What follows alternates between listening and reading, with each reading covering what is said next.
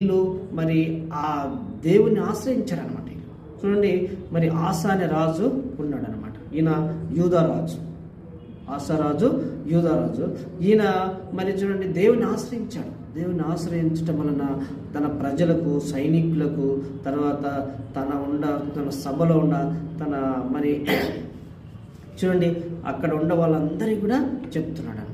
తన చుట్టూ ఉంటారు కదా, మంత్రులు ఉంటారు, మరి తన విచారణకర్తలు ఉంటారు, ఆ తర్వాత జడ్జిస్ ఉంటారు, ఇంకా అందరూ ఉంటారు రాజు సన్నిధిలో, అందరూ ఉంటారు అనమాట. అన్ని పనులు రాజు నుంచే మరి సెలవు పొందాలనక, రాజు సెలవు పొందాలనక రాజు దగ్గర అన్ని తెగలకు చెందిన వాళ్ళు ఉంటారు, అన్ని డిపార్ట్మెంట్స్ ఉంటాయి అన్నమాట. కనుక చూడండి అందరికీ చెప్తున్నాడు. అయితే మన దేవుడైన యెహోవాను మనం ఆశ్రయించినందున మనకు ఆయన నిరభ్యంతరంగా మనం దేశంలో ఎక్కడైనా తిరగవచ్చు అని చెప్తున్నాడు. కనుక చూడండి, నిరభ్యంతరం అనే మాట చాలా ప్రాముఖ్యమైన మాట ప్రియులారా.